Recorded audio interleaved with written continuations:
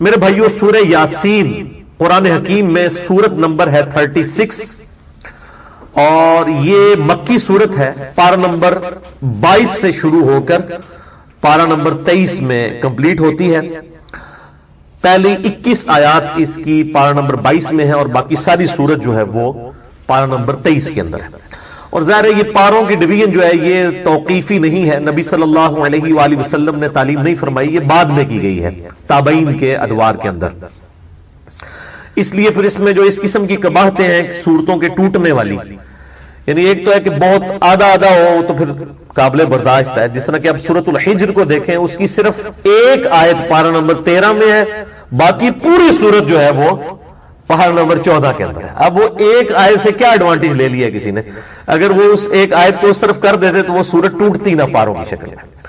تو یہ اس قسم کی جو علمی قباحتیں اس لیے آئی ہیں کہ یہ انسانی کوشش ہے۔ نبی صلی اللہ علیہ وآلہ وسلم نے پاروں میں قرآن حکیم کو تقسیم نہیں فرمایا تھا، بلکہ قرآن حکیم جو ہے یہ سورتیں 114 ان کی ڈویژن اور آیات کی ڈویژن موجود تھی، وہ بھی بغیر نمبرنگ کے، صرف وہ آیات کا پتہ تھا۔ اس میں نے ڈیٹیل لیکچر دیا ہے، مسئلہ نمبر 115 قرآن حکیم کی حفاظت کا معجزہ اور سنی شیعہ کے اختلاف کا تحقیقی جائزہ۔ سورہ یاسین کا جو مرکزی ٹاپک ہے یہ عقائد ثلاثہ ہے، جو مسلمانوں کے بنیادی 3 عقائد ہیں: عقیدہ توحید، عقیدہ رسالت اور عقیدہ آخرت۔ سورہ یاسین کی جو فضیلت ہے اس کے حوالے سے جتنی بھی روایات احادیث کی کتابوں میں آئی ہیں، آلموسٹ سب کی سب ہی ضعیف الاسناد ہیں، اور ان میں سے صرف ایک صحیح روایت موجود ہے موقوفاً سیدنا ابن عباس رضی اللہ تعالیٰ عنہ کا قول، وہ انشاءاللہ میں ڈسکس بھی کر دوں گا۔ باقی سب کی سب ضعیف الاسناد ہے۔ قرآن حکیم کی صورتوں کے فضائل کے حوالے سے سورہ یاسین ہو، سورۃ الملک ہو، سورہ الواقعہ ہو، باقی صورتیں، اس حوالے سے میں نے ڈیٹیل لیکچر کم از کم 3 گھنٹوں میں 3 نشستوں میں یہیں پر ریکارڈ کروایا تھا۔ سورۃ الرعد کی آیت نمبر 28 کے کانٹیکسٹ میں، الا بذکر اللہ تطمئن القلوب، آگاہ ہو جاؤ اللہ کی یاد ہی میں دلوں کا سکون ہے۔ اور اللہ تعالیٰ کا سب سے بڑا ذکر الذکر یہ قرآن حکیم ہے۔ انا نحن نزلنا الذکر وانا له لحافظون، سورۃ الحجر آیت نمبر 9۔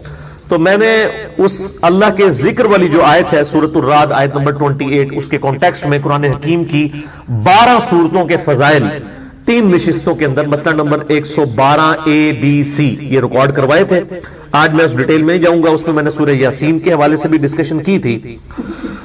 بہرحال اس حوالے سے سورہ یاسین کی فضیلت میں جو 3 ٹاپ آف دا لسٹ روایتیں پبلک کے اندر مشہور ہیں، سب کی سب ہے تو ضعیف ہے، لیکن میں ان کو یہاں پر مختصراً عرض کر دوں، اور ان احادیث کے نمبرز میں انشاءاللہ مشکات کے بھی بتاؤں گا، کیونکہ میں مشکات کے بارے میں اکثر یہ ڈکلیئر کرتا ہوں کہ مشکات از دا انسائکلوپیڈیا آف حدیث۔ اہل سنت کی مین سٹریم کی 13 کتابوں کے یہ نوٹس ہیں، بخاری، مسلم، ابو داؤد، ترمذی، نسائی، ابن ماجہ، الموطا امام مالک، سنن کبریٰ، البیہقی، المستدرک للحاکم اور کئی کتابوں میں سے یہ سمجھ لیں آپ نوٹس ہیں۔ یہ انسائکلوپیڈیا آف حدیث ہے، جس کے پاس مشکات آ جائے آپ سمجھیں کہ اہل سنت کی تمام کتابوں کا آلموسٹ خزانہ اس کے پاس ان 3 جلدوں کے اندر آ گیا۔ یہ مفت میں آپ ڈاؤن لوڈ کر سکتے ہیں ہماری ویب سائٹ اہل سنت پاک .com سے۔ 18 MB کی 3 فائلز ہیں، شیخ زبیلی رحمہ اللہ تعالیٰ کی تحقیم اور تخریج کے ساتھ مشکات المصابیح، اور اس کے تعارف میں نے پورا لیکچر بھی دیا ہے، مسئلہ نمبر 111B، جسے شوق ہو تو وہ ضرور دیکھیں۔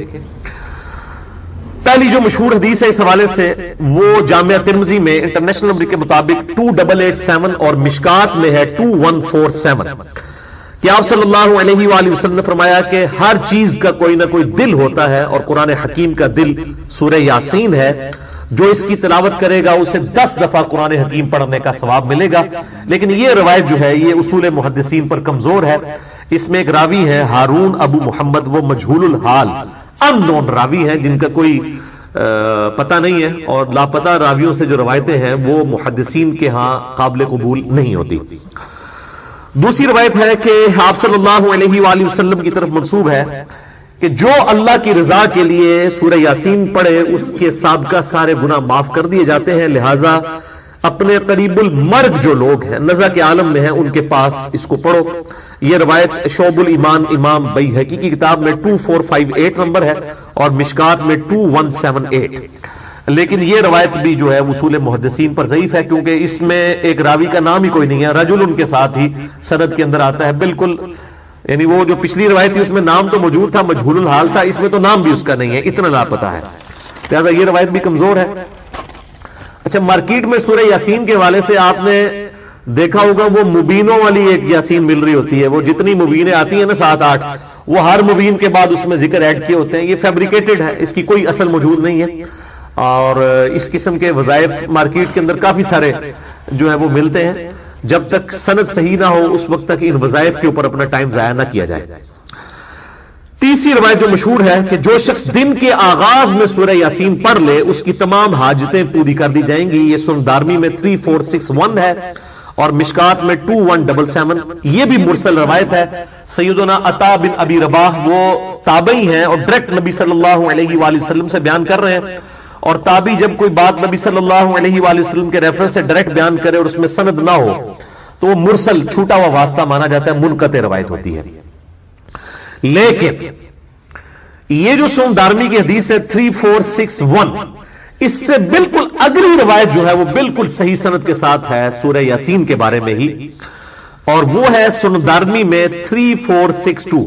یہ میں دارمی کا وہ نمبر بتا رہا ہوں جس کا پی ڈی ایف عام ہمارا جو ہے وہ گوگل کے اندر سرچ کرنے سے مل جائے گا آپ کو، سنن دارمی میں 3462، اور اس کی تحقیم جو ہے وہ شیخ سلیم حسین اسد نے کی ہے، انہوں نے بھی اس کو روایت کو صحیح کہا۔ شیخ زبیلی زئی رحمہ اللہ تعالی نے ایک پورے سورہ یاسین کے فضائل کے حوالے سے مضمون لکھا ہے جس میں 14 روایتیں جو یاسین سے ریلیٹڈ تھیں، سب کی اسناد کے اوپر بحث کی کہ یہ ضعیف ہیں، البتہ ایک روایت کے اوپر انہوں نے صحیح کا حکم لگایا اور وہ یہی ہے سنن دارمی 3462۔ اور لیکن مشکات کے وہ فٹ نوٹ پہ لکھنا بھول گئے 2177۔ ویسے ان کی عموماً عادت ہے کہ جب کسی روایت کے اوپر ضعیف کا حکم لگاتے ہیں تو اس کی پھر فٹ نوٹ پہ نا اس کی موقوفاً اگر روایت صحیح ہو تو لکھ دیتے ہیں، یہاں پہ وہ بھول گئے۔ البتہ الگ سے ان کا جو مضمون ہے شیخ زبیر صاحب کا فتاوی علمیہ کی پہلی جلد میں صفحہ نمبر 493 سے 497 تک انہوں نے اس کہ فضائل پہ جتنی حدیثیں ہیں ان پر تحکیم کی ہے اور ایک روایت کو صحیح قرار دیا، اور وہ ابن عباس کا قول ہے، موقوفاً روایت ہے، ان کا اپنا قول ہے کہ جو شخص صبح کے وقت سورہ یاسین پڑھ لے گا اسے شام تک ہر کام میں آسانی میسر ہوگی، اور جو شخص رات کے وقت سورہ یاسین کی تلاوت کرے گا اسے صبح تک ہر کام میں آسانی میسر ہوگی۔ تو جو صبح کے وقت کام کے لیے نکلتے ہیں وہ صبح پڑھ کے نکلیں، اور جو رات کی شفٹوں میں کام کرتے ہیں وہ رات کے وقت پڑھ کے نکلے۔ یہ روایت بالکل صحیح ہے، اور یہ محدثین کا پیٹ رول ہے کہ جب کوئی غیبی خبر ہو اور اس میں صحابی نبی صلی اللہ علیہ وآلہ وسلم کو مینشن نہ بھی کرے تب بھی اس کو آپ نبی صلی اللہ علیہ وآلہ وسلم کی طرف ہی منسوب مانیں گے موقوفاً ہونے کے باوجود، اس لیے کہ غیبی خبر نبی صلی اللہ علیہ وآلہ وسلم کے علاوہ کسی کے پاس نہیں آتی ہے، کیونکہ جو علم غیب ہے، غیب کی خبر اللہ تعالیٰ اپنے صرف پیغمبروں کو دیتا ہے، لہذا ابن عباس جو اتنا بڑا دعویٰ کر رہے ہیں یہ پھینکنے والا نہیں ہے، یقیناً اس روایت کی اصل موجود ہے، اور یہ روایت صحیح سند کے ساتھ سنن دارمی 3462 الحمدللہ موجود ہے۔ باقی صورتوں کے حوالے سے اگر آپ نے لیکچر سننا ہو تو مسئلہ نمبر 112 اے بی سی میرے 3 لیکچرز یہیں پر ریکارڈ ہوئے تھے، یوٹیوب کے اوپر اویلیبل ہیں، آپ ان کو دیکھیں۔ 3.5 گھنٹے کی آلموسٹ سب ملا کے گفتگو بنتی ہے، ہماری ویب سائٹ ahlsunnatpak.com پہ بھی آپ کو وہ 3 لیکچرز مل جائیں گے انشاءاللہ تعالی۔ بخاری کی اس حدیث میں آتا ہے کہ عبداللہ بن عباس کا جب یہ قول بیان کرتے ہیں حضرت سعید ابن جبیر، تو ان کو بعض تبع تابعین کہتے ہیں کہ جب ہم لوگوں سے یہ بیان کرتے ہیں نا کہ اس سے مراد خیر کثیر ہے، تو لوگ کہتے ہیں کہ نہیں، الکوثر سے مراد جنت کی ایک نہر ہے الکوثر۔ تو سعید ابن جبیر کہتے ہیں کہ جنت کی وہ نہر بھی تو خیر کثیر میں داخل ہے، حضور کو جو جنت کی نعمتیں ملیں گی وہ بھی کثرت کے ساتھ ملیں گی۔ تو یہ اس کی جو تفسیر ہے نا خیر کثیر والی، یہ سب سے آپٹیمل ہے، اس میں جو ہے وہ حوض کوثر بھی شامل ہے، جو صحیح مسلم میں حدیث ہے کہ نبی صلی اللہ علیہ وآلہ وسلم صحابہ میں بیٹھے تھے تو آپ کو اچانک ایک اونگ آئی. تھوڑی دیر بعد جب آپ کی آنکھ کھلی تو آپ مسکرا رہے تھے اور پھر آپ نے کہا کہ ابھی ابھی اللہ تعالیٰ نے مجھ پہ یہ آیات نازل کی ہیں بسم اللہ الرحمن الرحیم، یعنی آپ الاسلام نے بسم اللہ سے سٹارٹ کیا. انا اعطیناک الکوثر فصل لربک وانحر ان شانئک هو الابتر. اور پھر آپ نے فرمایا کہ جانتے ہو یہ الکوثر کیا ہے؟ تو صحابہ نے کہا اللہ اس کا رسول بہتر جانتے ہیں. تو آپ صلی اللہ علیہ وآلہ وسلم نے فرمایا یہ جنت میں ایک نہر ہے جو مجھے اللہ تعالیٰ نے عطا فرمائی ہے، اور اس کے کنارے کی جو مٹی ہے وہ کستوری سے زیادہ خوشبودار ہے، اور اس کے برتن آسمان کے ستاروں کے برابر ہیں. اور صحیح بخاری میں آتا ہے کہ شب معراج جب نبی علیہ السلام جنت میں سیر کر رہے تھے تو وہاں آپ کو ایک نہر دکھائی گئی، اور جبرائیل علیہ السلام نے کہا کہ یہ وہ الکوثر ہے جو آپ کو اللہ تعالیٰ نے عطا کی ہے. اور آپ صلی اللہ علیہ وآلہ وسلم کے الفاظ ہیں بخاری مسلم دونوں میں کہ اس کا جو مشروب ہے وہ دودھ سے زیادہ سفید، شہد سے زیادہ میٹھا، اور اس کی خوشبو کستوری کی خوشبو سے زیادہ ہے، اور جو کوئی ایک دفعہ میرے حوض کوثر سے وہ مشروب پی لے گا اسے کبھی بھی پیاس نہیں لگے گی. جنت میں جو انسان کھائے پیے گا نا وہ بھوک کی وجہ سے نہیں، ذہن میں رکھیے گا. بھوک ایک عیب ہے، پیشاب ایک عیب ہے، نیند ایک عیب ہے،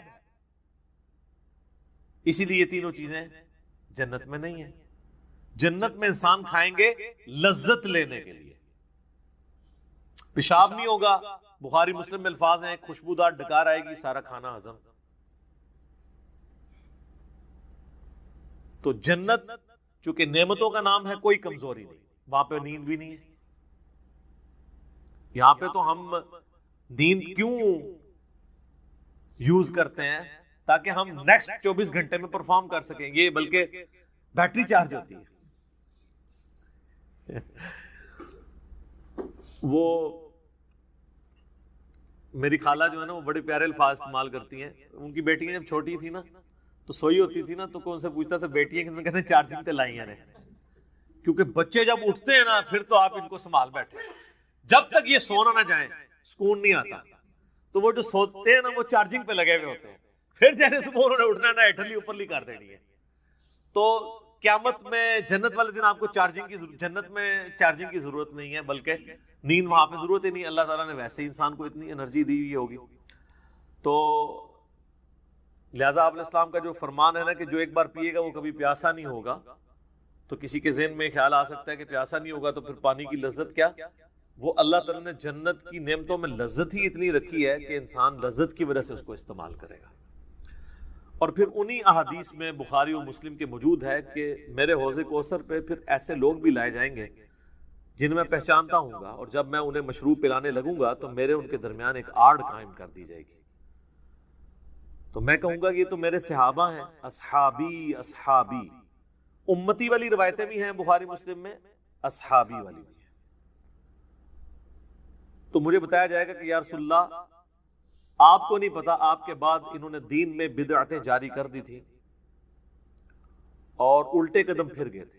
تو آپ صلی اللہ علیہ وآلہ وسلم فرماتے ہیں کہ پھر میں کہوں گا سحقا سحقا لمن غیر بعدی، ان پہ پھٹکار ہو، ان کو مجھ سے دور کر دو جنہوں نے میرے بعد میرے دین کو بدل دیا. یہ حدیث بخاری اور مسلم دونوں میں ہے، اور حوض کوثر والے چیپٹر میں امام مسلم اسے لے کے آئے ہیں، بخاری میں موجود ہے. اس حدیث پہ کامنٹس ہیں عبداللہ ابن ابی ملیکہ تابعی کے. وہ جب بھی حدیث بیان کیا کرتے تھے تو وہ کہا کرتے تھے اے اللہ ہم تجھ سے یہ دعا کرتے ہیں کہ تیرے نبی کی وفات کے بعد ان کے دل سے الٹے قدم نہ پھرے، آمین ثم آمین. تو اللہ تعالیٰ ہمیں حوض کوثر پہ آپ صلی اللہ علیہ وآلہ وسلم کے مبارک ہاتھوں سے مشروب نصیب فرمائے. یہ دعا انسان کو اپنے لیے کرنی چاہیے. ظاہر ہے کہ وہ اہل جنت ہوں گے.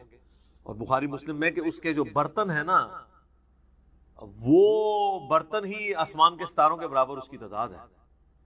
پورا ایک نقشہ کھینچا گیا. آپ مشکات کی 30 جلد میں حوض کوثر اور شفاعت والا چیپٹر نکالیں تو آپ کو وہ ساری احادیث مل جائیں گی. ترمذی اور ابن ماجہ میں ایک وہ حدیث بھی بڑی مشہور ہے جو حضرت انس بن مالک کہتے ہیں کہ یا رسول اللہ کیا آپ میری شفاعت کریں گے؟ تو آپ فرمایا میں کروں گا.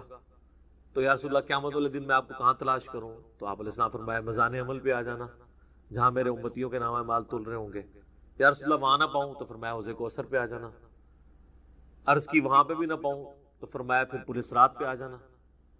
کہا وہاں پہ بھی نہ پاؤں؟ تو آپ فرمایا میں ان 3 جگہوں کے سوا کہیں اور نہیں ہوں گا. یا میں حوض کوثر پہ ہوں گا اپنے پیاسی امتیوں کو مشروب پلا رہا ہوں گا, یا پھر میزان عمل پہ ہوں گا شفاعت کے لیے, یا پھر میں پولیس رات پہ ہوں گا اپنے امتیوں کے لیے سلامتی کی دعا کرنے کے لیے. تو یہ 3 جگہیں ہیں جہاں پہ آپ صلی اللہ علیہ وآلہ وسلم کو قیامت والے دن تلاش کیا جا سکتا ہے انشاءاللہ تعالی. تو یہ حوض کوثر میں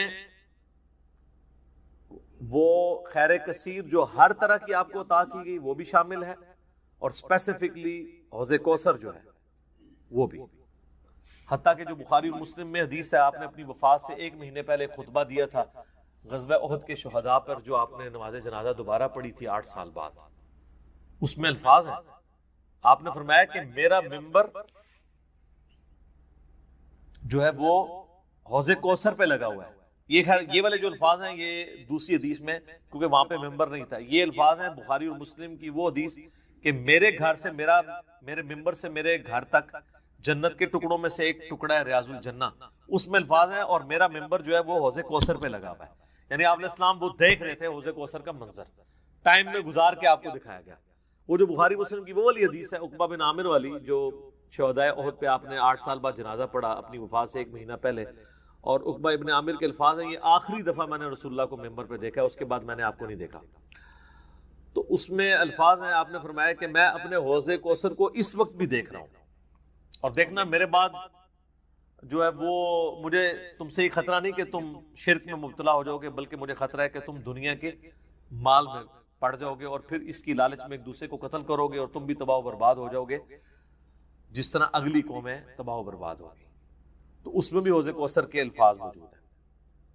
اور پھر میرے ایک کربلا والے ریسرچ پیپر میں بھی آپ کو پتہ ہے ایک حدیث ہے جو میں نے حوض کوثر کا ذکر اس حدیث کے اندر بھی موجود ہے. جب وہ سنن ابی داؤد کی ایک حدیث ہے نا, وہ عبید اللہ ابن زیاد کے پاس ایک وہ آتا ہے, ہاں یہ ابو داؤد کے اندر 4749 ہے. ابو طالوت تابعی کہتے ہیں کہ میں ابو برزہ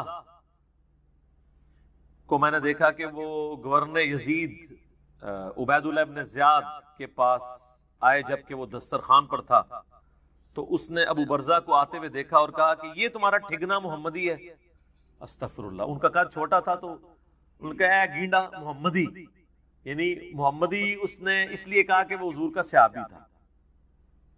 تو یہ کتنی سخت توہین کی عبید اللہ ابن زیاد نے. یہ وہی خبیث ہے جس کے بارے میں بخاری میں 3748 نمبر حدیث ہے, جس میں امام بخاری نے حسین کے ساتھ علیہ السلام لکھا ہے کہ یہ حضرت حسین کے حسن میں کلام کرنے لگا. تو انس بن مالک نے کہا کہ رسول اللہ کے سب سے زیادہ مشابہت رکھنے والے حسین تھے. یہ وہی عبید اللہ ابن زیاد ہے.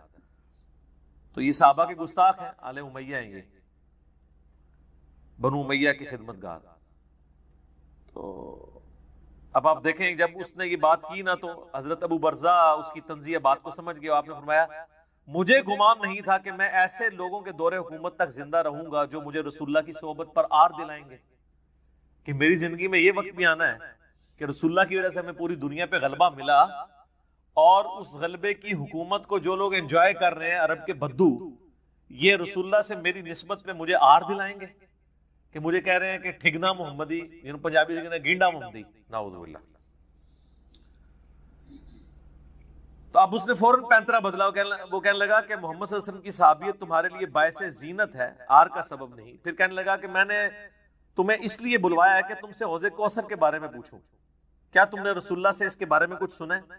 تو ابو برزہ نے فرمایا ہاں, نہ 1 بار, نہ 2 بار, نہ 3 بار, نہ 4 بار, نہ 5 بار, میں نے کئی مرتبہ رسول اللہ صلی اللہ علیہ وآلہ وسلم سے حوض کوثر کے بارے میں سنا, اور جو حوض کوثر کو نہ مانے اللہ تعالیٰ اسے اس کا پینا نصیب ہی نہ فرمائے.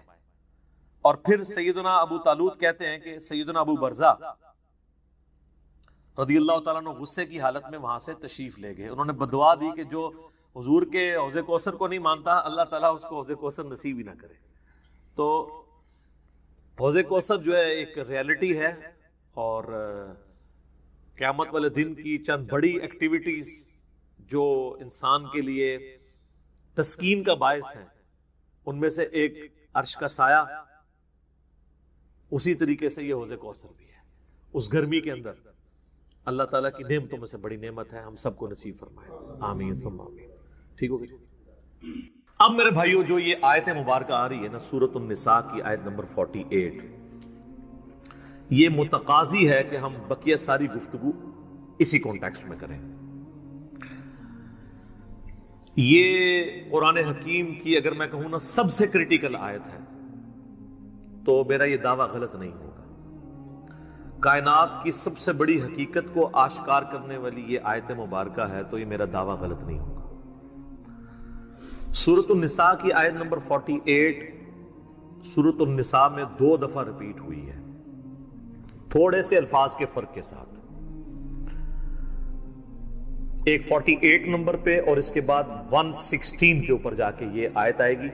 شروع کے الفاظ سیم ہیں، بعد والے جو ہیں وہ تھوڑا سا فرق ہے. میں وہ دونوں آیات پڑھ دیتا ہوں اور اس کے اوپر پھر انشاءاللہ تفصیلی ڈسکشن کرتے ہیں. پہلے اس آیت مبارکہ کو ہم پڑھ لیں. ان اللہ لا یغفر ان یشرک بہ، بے شک اللہ اس گناہ کو تو کبھی معاف نہیں کرے گا کہ کوئی شخص اس حال میں اللہ کے حضور قیامت کے دن پیش ہوا کہ وہ دنیا میں شرک کرتا ہوا. دنیا میں معاف کر دے گا اگر کسی نے معافی مان لی، یہ آخرت کی بات ہو رہی ہے. وَيَغْفِرُ مَا دُونَ ذَلِكَ لِمَن يَشَاءُ، اس کے علاوہ جتنے بھی گناہ ہیں جس کے لیے چاہے گا معاف کر دے گا. وہ بھی اوپن لائسنس نہیں ہے، جس کے لیے چاہے گا معاف کر دے گا، لیکن امید ہے کہ وہ قابل معافی ہیں. لیکن شرک ایسا گناہ ہے جو اللہ بھی معاف نہیں کرے گا. اب کوئی کہے کہ جی اللہ کی یہ قدرت کی نفی نہیں ہو جاتی، ان اللہ علی کل شیء قدیر ہے، تو اللہ یہ کیوں کہہ رہا ہے کہ میں شرک بھی معاف نہیں کروں گا؟ اللہ تو شرک معاف کر سکتا ہے. ہم یہ جملہ بھی نہیں بولیں گے کہ کر سکتا ہے، اس لیے لا تبدیل لکلمات اللہ. جو اللہ کی وعیدیں ہیں نا وہ اللہ کے فیصلے ہیں. یہ بہت سخت معاملہ ہے. اللہ کے کلمات نہیں بدلتے. تو اللہ تعالیٰ نے یہ اپنی ڈیسٹنی میں چیز مقرر کر دی ہے کہ میں نے مشرک کو کسی صورت بھی بخشنا نہیں ہے، اس کے لیے جنت نہیں ہے. ہاں اس کے علاوہ کوئی گناہ ہے وہ جس کے لیے چاہے گا معاف کر دے گا، اور وہ بھی اوپن لائسنس نہیں ہے. اور اس میں آپ کو ایک گناہ کے حوالے سے بتا دوں. سن نبی داؤد میں حدیث ہے، نبی صلی اللہ علیہ وآلہ وسلم نے فرمایا کہ 2 گناہ ایسے ہیں جو اللہ تعالیٰ کبھی معاف نہیں کرے گا، باقی ہر گناہ معاف کر دے گا. ایک شرک اور دوسرا کسی مؤمن کا قتل ناحق. یہ جو اس میں ایک اشارہ تھا نا کہ اس کے علاوہ ہر گناہ چاہے گا، جس کے لیے چاہے گا معاف کر دے گا، تو اس کا کیا مطلب ہے؟ جس کے لیے نہیں چاہے گا نہیں معاف کرے گا. تو اس میں بھی اشارہ موجود ہے، کوئی ایسی چیز بھی ہے کہ جو اللہ تعالیٰ جس پہ گرفت کر سکتا ہے، اور وہ ہے قتل ناحق کسی مؤمن کا. تو اب مجھے بتائیں، جنہوں نے حسین ابن علی اور ان کے ساتھیوں کو ناحق قتل کیا، وہ کس امید پہ بیٹھے ہوئے ہیں؟ اور ان کو جنت کی جھوٹی خوشخبریاں سنانے والے کس امید پہ بیٹھے ہوئے ہیں؟ سوچنے والوں کے لیے یہ چیز کافی ہے. سن نبی داؤد کی حدیث، وَمَن يُشْرِكْ بِاللَّهِ، اور جس نے اللہ کے ساتھ شرک کیا، فَقَدِ افْتَرَىٰ إِثْمًا عَظِيمًا، تو اس نے بہت بڑا جھوٹ اللہ تعالیٰ کے اوپر باندھ دیا، بہت بڑا گناہ کا کام اس نے کیا جس نے شرک کیا. اچھا، سورہ نساء کی آیت نمبر 116 جب آئے گی نا، اس میں پہلے الفاظ تو یہی ہوں گے، ان اللہ لا یغفر ان یشرک بہ ویغفر ما دون ذلک لمن یشاء. لیکن اگلے الفاظ ہیں ومن یشرک باللہ فقد ضل ضلالا بعیدا. جو کوئی اللہ کے ساتھ شرک کرے وہ گمراہ ہوا اور گمراہی میں دور جا. اللہم لا تجعلنا منہم، اللہم من احییتہ منا فأحيه على الإسلام ومن توفيته منا فتوفه على الإيمان آمین. رضیت باللہ ربا وبالاسلام دینا وبمحمد نبیا صلی اللہ علیہ وآلہ وسلم آمین. اب یہ میرے بھائیو ایسا ٹاپک ہے کہ میں اس پہ اگر کم از کم 2 گھنٹے بولوں نا تو تب میری تسلی ہوگی. لیکن میں نے چونکہ پچھلی قرآن کلاسز جو 344 لیکچرز میں مکمل ہوئی تھی ان میں اس آیت کے اوپر آلموسٹ 1.25 گھنٹے کی ویڈیو ریکارڈ کروا دی تھی اسی آیت کے اوپر. مسئلہ نمبر 3 کے نام سے وہ اپلوڈڈ ہے یوٹیوب کے اوپر. دعا صرف اللہ ہی سے. آپ یوٹیوب پہ ویسے بھی لکھیں نا دعا صرف اللہ ہی سے اور علی مرزا تو وہ ویڈیو کھل جائے گی. اور اس کے بعد بھی کئی ایک لیکچرز وقتاً فوقتاً میں نے ریکارڈ کروائے. وسیلے کے نام پر دھوکہ، مجھے تم سے شرک کا خطرہ نہیں، یہ اکثر آپ سنتے ہیں نا. تخت بلقیس والا واقعہ، موسیٰ اور خضر والا واقعہ علیہ السلام.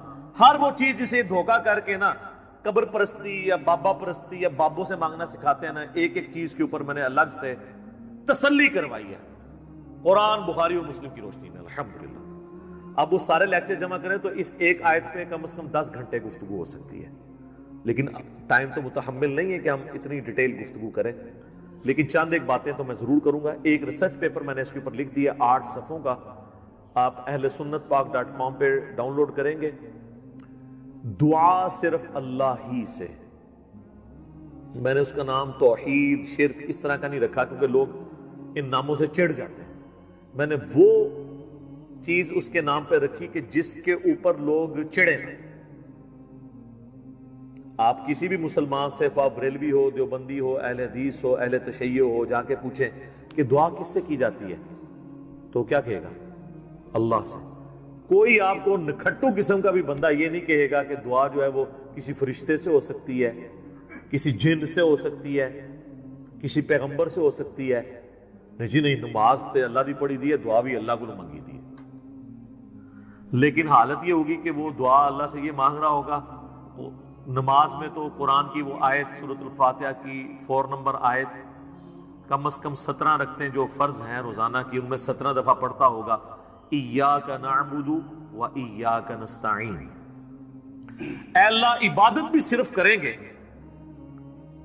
اور مدد بھی صرف تجھی سے مانگیں گے. یہ مدد کون سی؟ دعا والی، غائب میں کسی کو پکارنا. ایک تو ہے آپ سامنے بیٹھے ہیں، یہ تو قرآن میں حکم ہے وَتَعَاوَنُوا عَلَى الْبِرِّ وَالتَّقْوَى وَلَا تَعَاوَنُوا عَلَى الْإِثْمِ وَالْعُدْوَانِ. نیکی اور پرہیزگاری کے کاموں میں ایک دوسرے کی مدد کرو، برائی میں مت کرو. یہ تو قرآن میں حکم ہے. میں آپ کو کہتا ہوں مجھے پانی پلا دیں، آپ مجھے پانی پلاتے ہیں تو یہ قرآن میں حکم ہے کہ آپ نے اسباب اختیار کرنا ہے. لیکن آپ بغداد شریف میں، اجمیر شریف میں، اور وہاں بھی قبر میں دفن ہیں اور آپ مر چکے ہیں، آخرت کی زندگی میں زندہ ہیں، دنیا کی زندگی سے نکل چکے ہیں، اور میں آپ سے کہوں کہ پانی پلا دیں، وہی بات، وہی جملہ ایک فریم آف ریفرنس کے بدلنے سے شرک بن جائے گا، کیونکہ آپ غیر اللہ سے دعا مانگ رہے ہیں. ظاہری اسباب میں تو آپ کافر سے بھی مدد مانگ سکتے ہیں. صحیح بخاری میں موجود ہے نبی علیہ السلام جب فوت ہوئے تو آپ کی زرہ بھی ایک یہودی کے پاس گروی رکھی ہوئی تھی، گندم کے عوض، اناج کے عوض. تو آپ نے یہودی سے بھی مدد لی. بعض لوگ کہتے ہیں جی نبی علیہ السلام نے غزوہ خیبر پر مولا علی سے مدد مانگی. بھئی مولا علی سامنے موجود تھے، وہ جتنے صاحب آپ کے ساتھ تھے وہ رسول اللہ صلی اللہ علیہ وسلم کے مددگار تھے دین کے اعتبار سے. لیکن آپ نے خیبر کے موقع پر اپنے چچا کو جو آرمی چیف تھے غزوہ بدر اور احد میں، حمزہ بن عبد المطلب، جو کہ اللہ کے شیر ہیں اور سید الشہداء ہیں، المستدرک الحاکم میں حدیث موجود ہے. آپ نے یہ تو نہیں کہا المدد یا حمزہ، امیر حمزہ میری مدد کو پہنچے، کیونکہ وہ فوت ہو چکے تھے. جو سامنے موجود تھے انہیں کو بلانا تھا. تو دو چیزوں کو ہی مکس کرتے ہیں. اچھا مجھے بتائیں بارش کون برساتا ہے؟ اللہ. ڈیوٹی کس کی ہے؟ فرشتوں کی. تو ہم کیا بارش اللہ سے مانگتے ہیں یا فرشتوں سے؟ اللہ سے. فرشتوں سے مانگیں گے تو شرک ہو جائے گا. لہذا یہ پتا چلا کہ اگر ڈیوٹیاں بھی لگی ہوئی ہوں، کہنا نا بزرگوں کی ڈیوٹیاں نے، اللہ دا گھر ڈیوٹی کسی کو نہیں پوری ہوئی. جس مزار دا کہندے نا ڈیوٹی ہے، سارے چرسی پوڈری افیمی اسی مزار تے بیٹھے ہوندے نے، اپنے مزار دے اوتے ڈیوٹی نہیں پوری ہو رہی انہاں کو، چلے ڈیوٹی لگی بھی ہو پھر بھی آپ پکار نہیں کسی کو سکتے۔ یہ جھگڑا نہیں ہے کہ مولا علی علیہ السلام مشکل کشا ہیں یا نہیں، شیخ عبد القادر جیلانی رحمت اللہ علیہ مشکل کشا ہیں یا نہیں، یہ تو جھگڑا ہی نہیں ہے۔ جھگڑا یہ ہے کہ اگر یہ ہو بھی تب بھی مرنے کے بعد، اس دنیا کی زندگی سے جانے کے بعد آپ ان سے کمیونیکیشن نہیں کر سکتے، نہ کسی فرشتے سے، نہ کسی جن سے، نہ کسی پیغمبر سے۔ اور اگر آپ ظاہری اسباب کی بات کرتے ہیں تو سب سے بڑا مشکل کشا ظاہری اسباب میں اس کائنات میں انسانوں کے لیے سورج ختم ہو جائے سارے انسان مر جائیں گے، چاہے کوئی بزرگ ہے یا غیر بزرگ ہے، چاہے مسلمان ہے یا کافر ہے، سارا سورج ختم، زمین اپنی نباتات نہیں پیدا کر سکتی فوٹو سنتھسس کے ذریعے جو کرتی ہے، جب زمین اگانا چھوڑ دے گی تو اگر آپ جانور بھی کھائیں گے تو کتنا عرصہ، جس طرح ہمارے حکمران ہمیں کہتے ہیں کہ اگر ٹماٹر مہنگے ہیں تو دہی ڈال دو، تو اگر زمین اگانا چھوڑ دے تو ہم جانور کھائیں گے تو کتنا عرصہ، مچھلیاں کھائیں گے تو کتنا عرصہ، وہ بھی ساری مر جائیں گی ہمارے کھانے سے پہلے ہی۔ دنیا پہ موسموں کا تبدیل ہونا، ہواؤں کا چلنا، ہر زندہ چیز کی خوراک یہ ایک سورج کے اوپر ڈیپینڈنٹ ہے۔ تو پھر سب سے بڑا مشکل کشا کون ہوا؟ سورج۔ آج تک کسی کافر نے بھی کہا المدد یا سورج میری مدد فرمائیے، ہمیں کبھی وہم بھی نہیں آتا۔ سورج کی برکت سے ہی گلیشیئرز کا پانی پگھل کے دریاؤں میں آتا ہے، زمین کے نیچے بھی دریا چلتے ہیں، زمین کے اوپر بھی، جس پانی سے ہم لوگ زندہ ہیں، اور وہ گلیشیئرز تک پانی پہنچنا بھی سورج کی وجہ سے ہے، کیونکہ سورج ویپوریٹ کرتا ہے سمندر کے پانی کو، وہ ہواؤں اور بادلوں کی شکل میں ہم پر بارش کی شکل میں اور پہاڑوں پہ برف کی شکل میں برستی ہے۔ ورنہ یہ کروڑوں ٹن پانی اگر سمندر سے شفٹ کرنا پڑے اس کا نمک نکال کے گلیشیئر کے اوپر، پوری انسانیت قیامت تک بھی لگی رہے یہ نہیں کر سکتی۔ جو کہتے ہیں نہیں خود بخود ہو رہا ہے، اور جو کام کرنے سے نہ ہو وہ خود بخود کیسے ہو سکتا ہے؟ جب تک آپ اس کے پیچھے ڈیوائن سورس نہ مان لیں۔ God is the only explanation of all the physical phenomena in this universe۔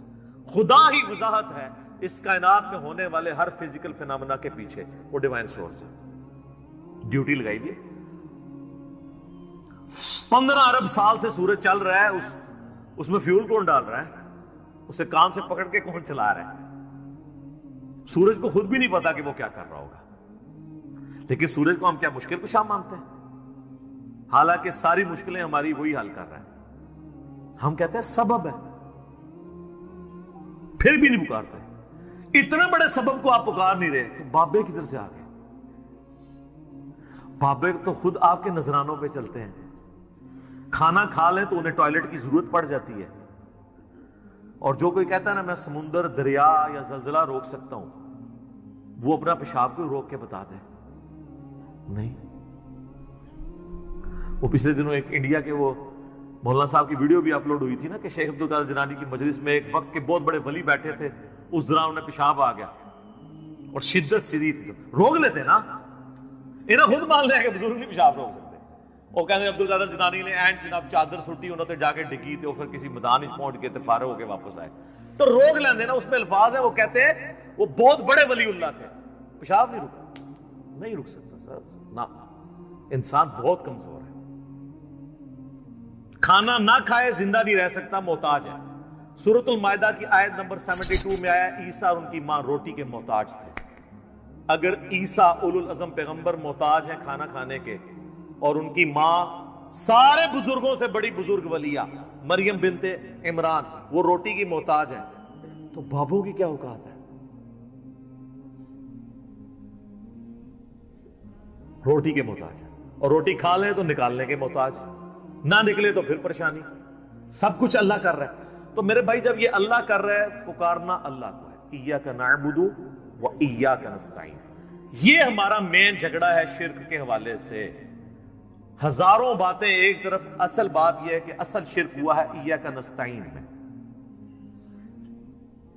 عبادت کی کوئی شکل، نماز، روزہ، حج، زکات، نظر، نیاز، سب اللہ کے لیے، سب دیتے بھی اللہ کے لیے، بس اصالہ ثواب کی نیت کرتے ہیں، وہ چھوٹا مسئلہ ہے، ٹھیک ہے، میت کی طرف سے اصالہ ثواب ہو سکتا ہے، لیکن ایاک نستعین میں مسلمانوں کی اکثریت شرک کر رہی ہوتی ہے۔ اچھا نماز میں نہیں کرتی، نماز میں آج تک کسی نے یا علی مدد یا شیخ عبد القادر جیلانی مدد نہیں پڑھا، نماز میں کیا پڑھتے ہیں؟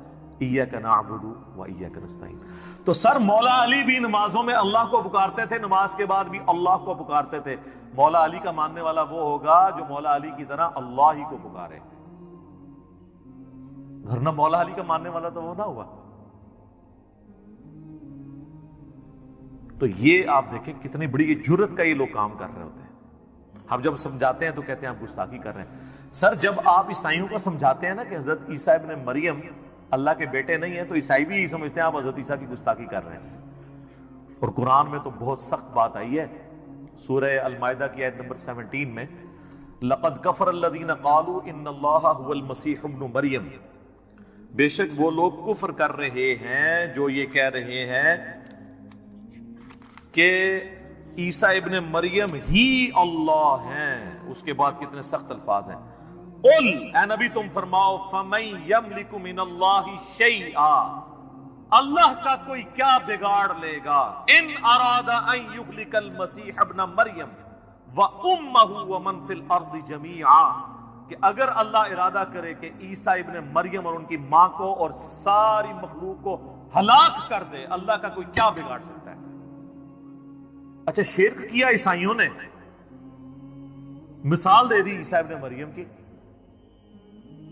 توحید کے لیے، لہذا بابوں کی مثال آئے گی سر، عیسیٰ سے بڑا تو کوئی بابا نہیں ہے۔ وجیہاً فی الدنیا والآخرہ ومن المقربین، سورہ آل عمران آیت نمبر 45۔ اور 5 اولو العزم پیغمبر جو سورۃ الاحزاب میں سورہ شورى میں آئے، محمد رسول اللہ، ابراہیم علیہ السلام، موسیٰ علیہ السلام، نوح علیہ السلام اور عیسیٰ علیہ السلام، ان میں سے ایک ہے عیسیٰ ابن مریم۔ اور اللہ فرما رہا ہے اللہ کا کوئی کیا بگاڑ لے گا اگر اللہ عیسیٰ اور اس کی ماں اور سب لوگوں کو ہلاک کر دے۔ وَلِلَّهِ مُلْكُ السَّمَاوَاتِ وَالْأَرْضِ، بادشاہت تو آسمانوں اور زمین کی اللہ کی ہے، وَمَا بَيْنَهُمَا، اور جو کچھ اس کے درمیان ہے اس کا مالک بھی اللہ ہے۔ يَخْلُقُ مَا يَشَاءُ، جو چاہتا ہے پیدا کرتا ہے، عیسیٰ کو بھی اس نے پیدا کیا، یہ اس کی مخلوق ہے، دیٹس آل، جس طرح اور مخلوقات ہیں۔ وَاللَّهُ عَلَى كُلِّ شَيْءٍ قَدِيرٌ، اور اللہ تعالیٰ ہر چیز کے اوپر قادر ہے۔ سر کس لیول پہ جا کے آپ کو اللہ سمجھائے گا، کس لیول کے اوپر جا کے؟ توحید کا معاملہ بہت سینسٹیو ہے، میں اکثر ایک جملہ بولتا ہوں، شرک is the most sensitive issue in the sight of اللہ۔ اللہ کے حضور شرک سے زیادہ کوئی حساس معاملہ نہیں ہے، اس لیے تو یہ آیت آئی ہے کہ اللہ نے ہر گناہ معاف کر دینا لیکن یہ معاف نہیں کرنا۔ لیکن سر ایک خوشخبری بھی ہے، سورۃ الفرقان کی آیت نمبر 70 میں آیا کہ اگر کوئی شرک سے دنیا کی زندگی میں توبہ کر لے، ہم اس کے گناہوں کو بھی نیکیوں سے بدل دیں گے۔ سبحان اللہ وبحمدہ، سبحان اللہ وبحمدہ، سبحان اللہ العظیم، عدد خلقہ ورضا نفسہ وزنۃ عرشہ ومداد کلماتہ۔ یعنی اللہ اس کو یہ بھی لکھے گا کہ اتنا عرصہ تو نے شرک کیا ہے، ہن پہلے اینے سال نیکیاں کر، تو ایڈا گاڑا گناہ سی، انہوں ختم کرنے ٹائم چاہیے۔ اللہ کہتا ہے تو توبہ کر لے، میں اس گناہ کو بھی نیکی کے برابر تول دوں گا، ایک بار میری طرف آ جا۔ صحیح مسلم میں حدیث ہے اور جامعہ ترمذی میں بھی، اے میرے بندے اگر تو اتنے گناہ کر لے کہ آسمان تک پہنچ جائیں اور صرف ایک دفعہ مجھ سے معافی مانگ لے، میں تیری توبہ قبول کر لوں گا۔ اور اے میرے بندے اگر تو زمین و آسمان گناہوں کے بھر کے قیامت والے دن میرے پاس آیا لیکن تو نے ایک گناہ نہ کیا ہوا، اور وہ ہے مجھ سے کے ساتھ کسی کو شریک ٹھہرانا، تو میں اس قدر مغفرت کے ساتھ اس سے ملاقات کر لوں گا اگر تو نے شرک نہ کیا ہوا۔ بس یہ گارنٹی دے۔ ایک تو موٹا موٹا شرک ہے نا، ویسے تو خواہش نفس کو بھی شرک کہا گیا، افرائیت من اتخذ الہہ ہوا، بھلا اس شخص کو دیکھا جس نے اپنی خواہش نفس کو اپنا خدا بنا لیا۔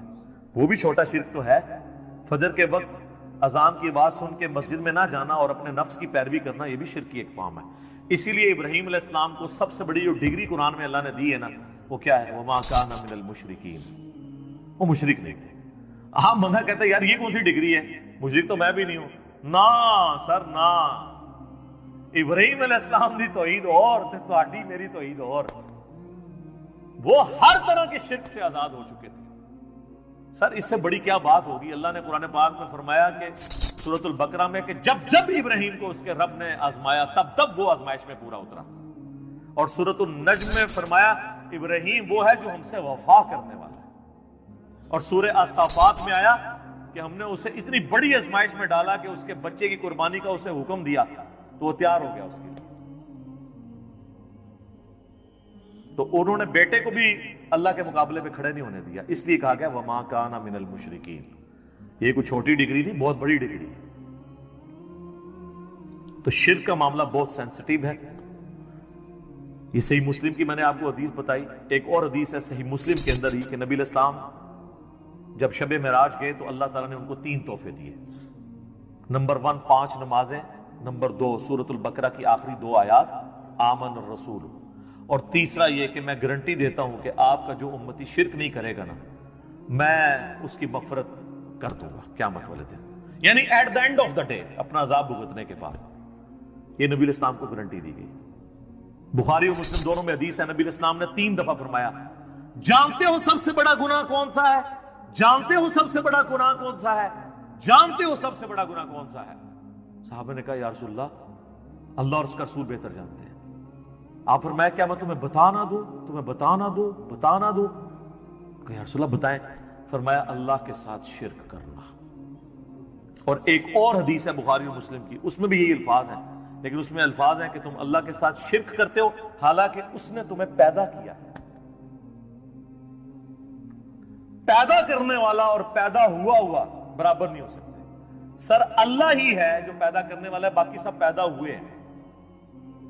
تو وہ اللہ کے مقابلے میں کیسے آ سکتے ہیں؟ نیور, کبھی نہیں آ سکتے.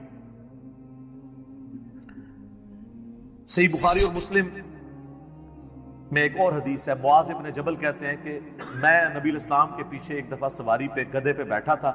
آپ کے اور میرے درمیان بس ایک پالان کی لکڑی تھی. یعنی آپ علیہ السلام نے اپنے پیچھے وہ ایک چھوٹی سی لکڑی رکھی ہوئی تھی کمر کو سپورٹ دینے کے لیے. اب وہ یہ نقشہ اس لیے کھینچ رہے تھے اپنا رسول اللہ سے قرب بتانے کے لیے کہ میری خوش نصیبی ہے کہ حضور گدھے پہ بیٹھے ہیں آگے, اور میرے اور نبی علیہ السلام کے درمیان صرف ایک لکڑی کی وہ پالان کی ڈنڈی ہے لکڑی کی. سر آپ ذرا خوش نصیبی کا لیول دیکھیں.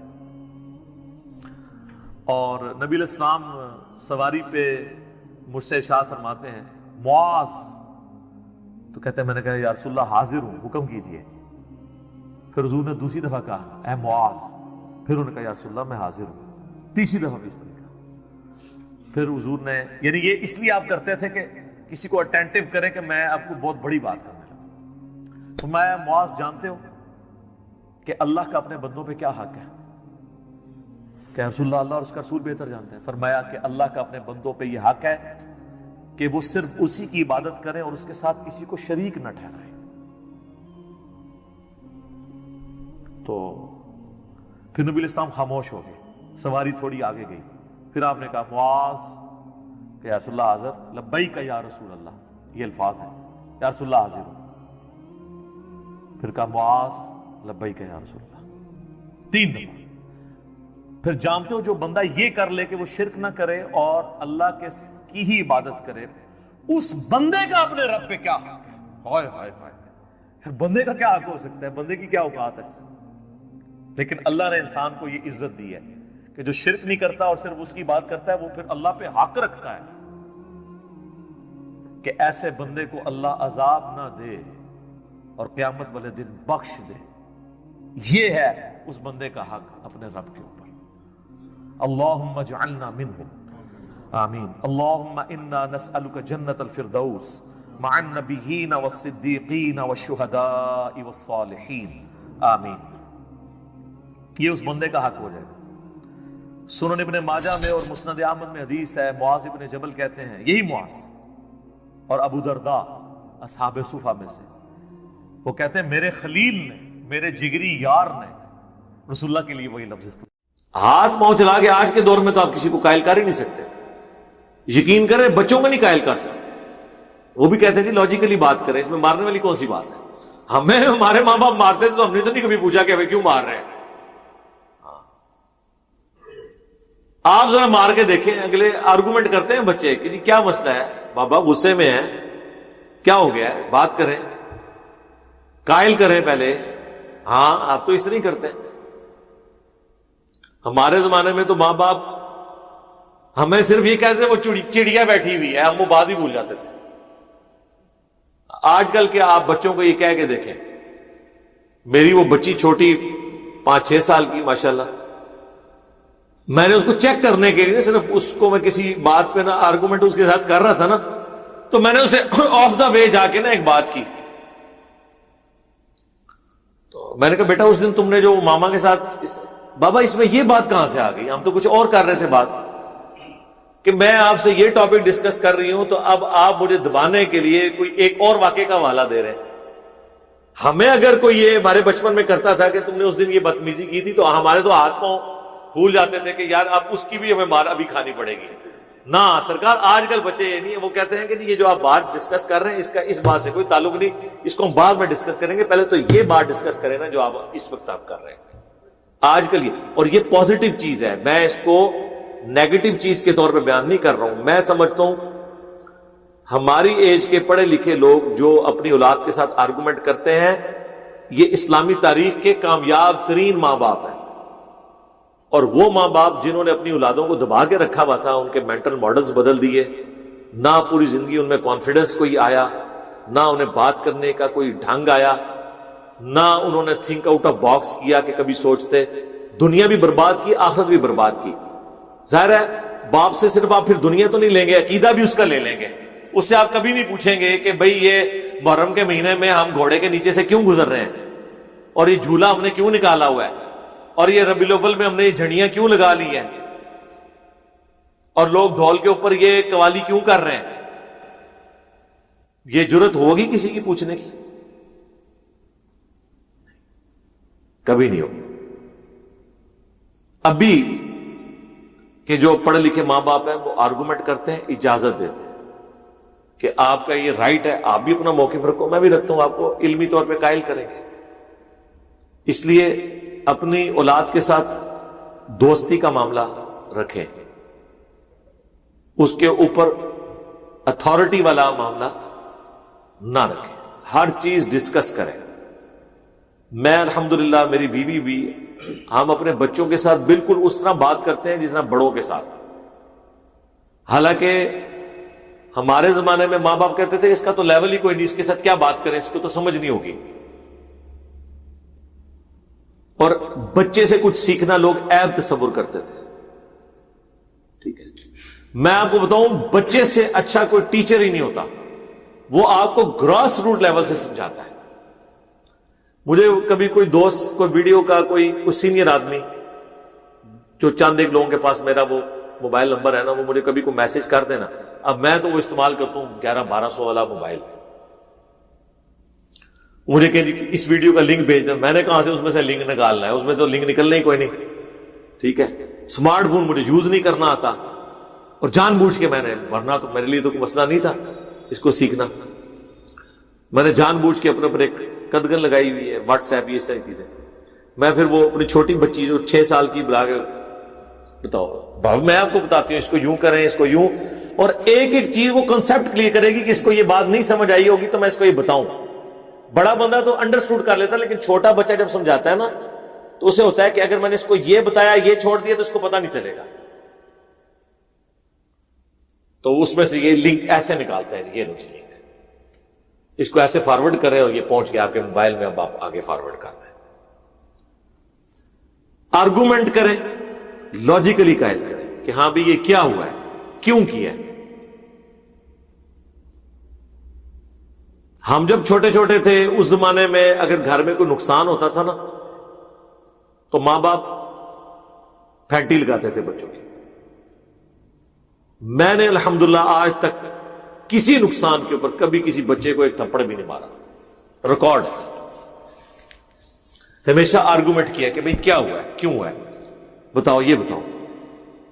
بال کے ساتھ جی وہ شیشہ ٹوٹ گیا، اس کا گھڑی کا گر گئی ہے، تو بھئی یہ کمرے میں کیوں کھیل رہے تھے؟ باہر کھیلتے، گراؤنڈ میں چلے جاتے، گلی میں چلے جاتے، یہاں کھیلنے کی جگہ تھی، بس ٹھیک ہے۔ اب وہ واپس تو نہیں آ جانا جو گھڑی ٹوٹ گئی ہے، نہ مارنے سے کچھ ہونا ہے جب تک آپ لاجیکلی قائل نہیں کریں گے۔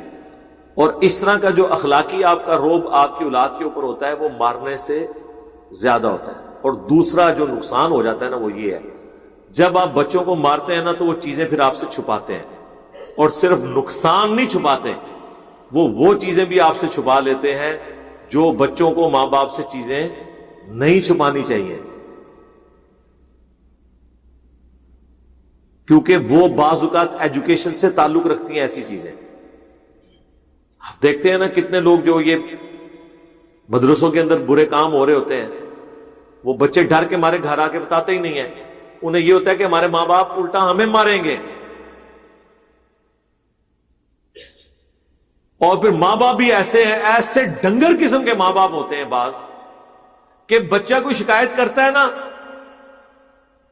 تو بجائے یہ چیک کرنے کے کہ یہ بچہ اسکول یا مدرسے کیوں نہیں جا رہا، کوئی اور ریزن نہ ہو، انہوں نے اپنے ٹیچرز کو، اپنے ان بزرگان دین کو، اپنے ان استادوں کو، حفظ کروانے والے ٹیچرز کو خدا بنایا ہوا ہے۔ اس طرف وہ دماغ ہی نہیں اپنا لے کے جانا چاہتے، اگر چلا بھی جائے کہ کوئی برا کام نہ اس کے ساتھ کر رہا ہو، تو بچے نے آپ کو کہاں سے شکایت لگانی ہے؟ بچہ اسکول نہیں جا رہا، اس سے ریزن پوچھیں، کیا وجہ ہے بتاؤ۔ فرینک ہونا چاہیے۔ بعض اوقات اسکول میں کچھ بچے ایسے ہوتے ہیں جو بچوں کو تنگ کرتے ہیں، مارتے ہیں، ٹفن چھین لیتے ہیں، تو جیسے اب صبح ہوگی تو بچہ رونا شروع کر دے گا، اسے یہ یاد آئے گا کہ آج بھی میرے ساتھ یہی ہوگا، پھر میں بھوکا رہوں گا، پھر یہ ہوگا وہ ہوگا۔ اب ماں باپ کو یہ ریزن نہیں ہو بتائے گا جب تک ماں باپ یہ سمجھ رہے ہوں گے اسکول سے بھاگ رہے ہیں۔ یہ میں آپ کو فرق بتا رہا ہوں، کبھی اس نے اسکول کا کام نہیں کیا ہوگا کسی مجبوری کی وجہ سے، تو کوئی نہیں، آپ آرگومنٹ کریں، چھٹی کروا لیں، نہ اسے مار پروانے کے لیے ضرور بھیجنا ہے، چھٹی کروا لیں، پھر اسے گھر بٹھا کے کام کرائیں اور اسے بتاؤ کہ آج تمہاری چھٹی تمہاری وجہ سے ہوئی ہے، آندہ کام کر لیں، ہیپی ہو جائے گا۔ ادروائز تو وہ چیزیں پھر چھپائے گا۔ اسی لیے بعض اوقات بچے آ کے ماں باپ کو شکایت نہیں لگاتے کہ مدرسے میں آج استاد صاحب نے میرے ساتھ یہ کیا ہے، کیونکہ انہیں خطرہ ہوتا ہے کہ ماں باپ مجھے ڈانٹیں گے، الٹا ماریں گے۔